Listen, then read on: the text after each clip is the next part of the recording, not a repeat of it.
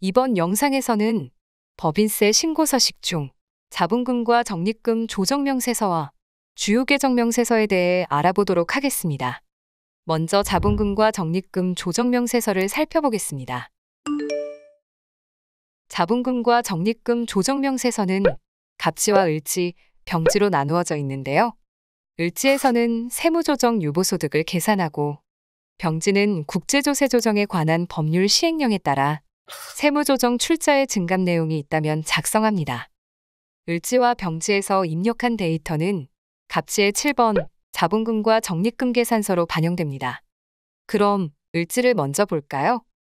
세무조정 유보소득 계산의 내역들은 직접 입력도 가능하고 전기에 작성된 내역이 있다면 상단 전기유보를 클릭해 전기의 기말잔액을 기초잔액으로 불러올 수 있습니다. 그리고 새로 불러오기를 하여 소득금액 조정합계표에 작성한 유보의 단기 증감액을 불러올 수 있는데요. 불러오기를 하게 되면 직접 입력했던 데이터는 모두 삭제되고 불러오니 주의하여 작업하시기 바랍니다.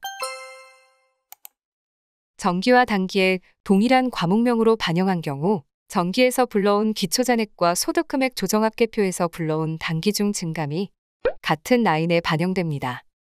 만약 정기에 입력한 과목명과 단기의 과목명을 다르게 사용했다면 같은 유보건이라도 두 개의 라인으로 반영되기 때문에 이럴 때는 생성된 두 개의 라인 중 하나의 라인은 삭제하고 기초잔액 혹은 단기중 증감란에 직접 해당 금액을 입력해서 작업하면 됩니다. 다음 병지에서도 상단 새로 불러오기로 소득금액 조정합계표에서 출자의 증가로 처분한 금액을 반영할 수 있습니다. 해외 현지기업 고유번호는 소득금액 조정합계표에서 출자의 증가로 선택했을 때 입력한 내용이 반영되고 법인명과 증감사유는 직접 입력합니다. 자본금과 적립금 조정명세서 갑지는 자본금과 적립금 계산서와 2월 결손금 계산서로 나눠져 있는데요. 자본금과 적립금 계산서 탭부터 보도록 하겠습니다. 먼저 7번 자본금과 적립금 계산서에는 을지와 병지에서 입력했던 데이터가 반영된 것을 확인할 수 있습니다. 그럼 자본금과 적립금 계산서를 작성해 볼까요? 상단 새로 불러오기로 자료를 불러올 수 있는데요. 새로 불러오기 역삼각형을 클릭하면 기말잔액 불러오기와 기초잔액 불러오기를 할 수 있습니다. 먼저 기초잔액 불러오기로 전기에 작성되어 있는 기말잔액을 기초잔액으로 불러오고 다시 기말잔액 불러오기를 하면 표준대차대조표의 데이터를 기말잔액으로 불러와 단기중증감이 계산됩니다. 그리고 상단 BS조회를 클릭하여 대차대조표의 기말잔액이 맞는지 금액을 확인할 수 있는데요. 입력을 할 때 새로 불러오기를 하지 않고 BS조회 창에서 전체 반영을 클릭하여 데이터를 반영할 수도 있습니다.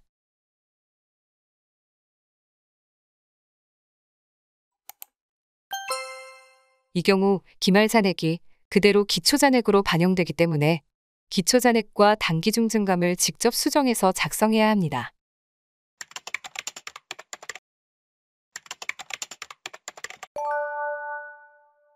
그리고 서식상 1번에서 5번까지의 과목은 고정사항이라서 수정할 수 없고 추가 입력이 필요하다면 기타란부터 아래 라인을 이용하여 작성합니다. 다만 노란색 라인까지 입력하는 경우 전자신고가 불가하므로 서면으로 신고하시기 바랍니다. 기초잔액 란에는 1번 자본금부터 5번 이익잉여금의 순서로 직전 사업연도의 기말잔액을 입력하고 단기중 증감란에는 각 과목의 증가 또는 감소 사항을 입력하며 기말잔액란은 기초잔액에서 단기중 증감 금액을 차가감하여 자동 반영됩니다. 이렇게 계산된 각 과목의 기말잔액은 해당 사업연도 표준대차대조표의 자본금, 자본잉여금 등의 금액과 일치해야 하는데요. 만약 불러온 금액을 수정했거나 추가 입력하여 표준대차대조표와 금액이 일치하지 않은 경우 메뉴 종료 시 갑지의 1번부터 5번 항목의 기말잔액 합계와 표준대차대조표의 합계가 일치하지 않습니다. 라는 팝업창이 발생합니다. 이는 홈택스 전자신고 검증사항으로 해당 메시지가 발생하는 경우 반드시 금액을 동일하게 맞춰주시기 바랍니다. 하단의 회계기준 변경에 따른 자본금과 적립금 기초잔액 수정은 회계기준 변경에 따라 자본금과 적립금의 기초잔액이 수정되는 경우 작성합니다. 코드를 선택하여 과목별로 작성하고 이때 32번 수정 후 기초잔액은 상단 자본금과 적립금 조정명세서에 과목별 기초잔액과 금액이 일치해야 합니다. 다음으로 갑지의 2월 결손금 계산서를 보도록 하겠습니다. 일반적으로 기업의 결손금이 발생하면 15년간 2월하여 다음해 이익이 발생한 사업연도에 결손금액을 한도액만큼 차감할 수 있는데요. 2월 결손금 공제 한도는 비중소기업일 경우 각 사업연도 소득 금액의 60% 한도로 계산하고 중소기업일 경우에는 각 사업연도 소득 금액의 100% 한도로 계산합니다.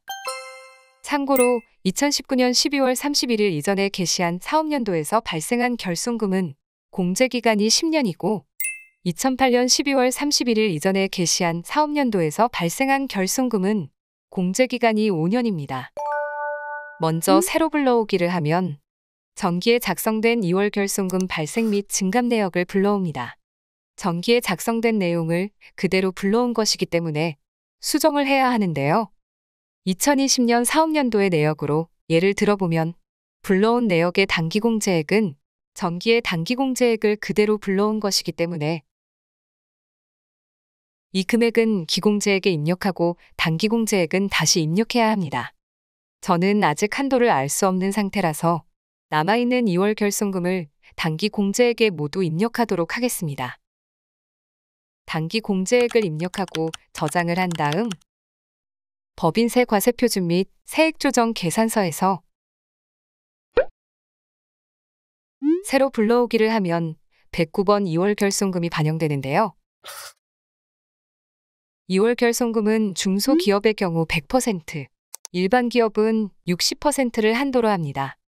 해당 데이터는 중소기업으로 108번 각 사업연도 소득금액의 100%를 한도로 자본금과 적립금 조정 명세서의 단기 공제액과 비교하여 적은 금액이 반영된 것을 확인할 수 있습니다. 데이터를 저장하고 다시 자본금과 적립금 조정 명세서로 돌아가 상단 2월 결손을 클릭하여 금액을 불러오면 우측 상단의 빨간색으로 법인 조정 계산서의 2월 결손금 금액을 표시해 줍니다. 이 금액과 단기 공제액의 합계 금액이 다르다면 단기 공제액의 합계 금액란이 빨간색으로 표시되는데요. 두 금액은 동일해야 하므로 먼저 발생한 사업연도의 결손금부터 차례대로 공제액을 입력하면서 단기 공제액의 합계 금액과 우측 상단에 표시해준 법인세 과세표준 및 세액조정 계산서의 2월 결손금 금액이 동일하도록 수정하고 남은 잔액은 다시 2월로 처리합니다.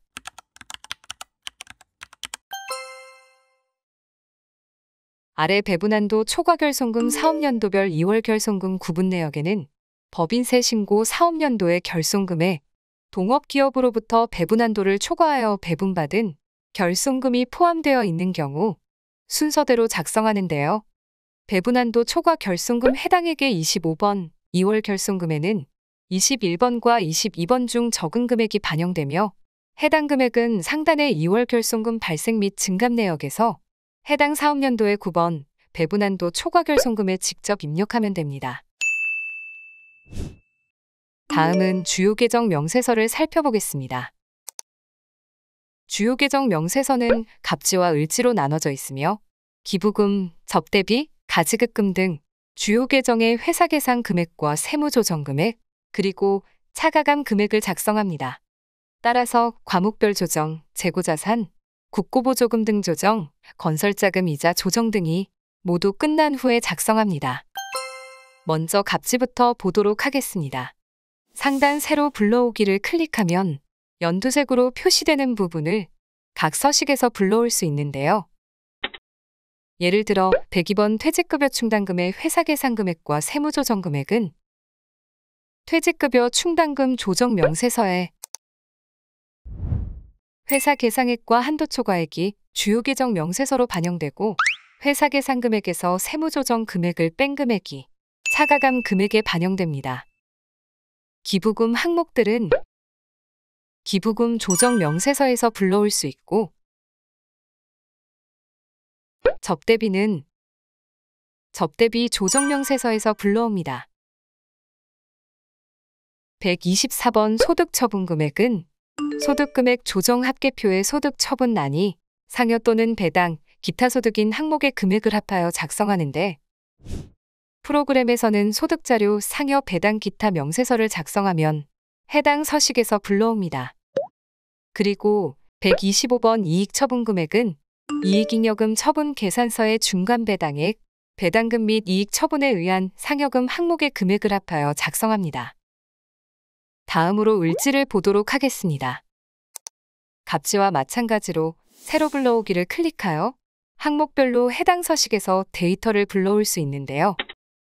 1번 재고자산 유가증권 평가의 데이터는 재고자산 유가증권 평가 조정명세서의 데이터가 반영되고, 2번 국고보조금 등 공사부담금 보험차익 송금산입 조정은 국고보조금 등 송금산입 조정명세서에서 불러옵니다.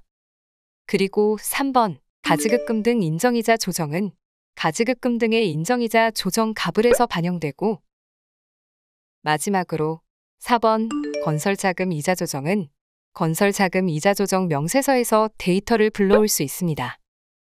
주요 계정 명세서 가불 서식은 작성을 누락하여 오류가 발생하는 경우가 많으니 작성 대상에 해당할 경우 꼭 작성해 주시기 바랍니다. 지금까지 자본금과 적립금 조정 명세서와 주요 계정 명세서에 대해 알아보았습니다. 감사합니다.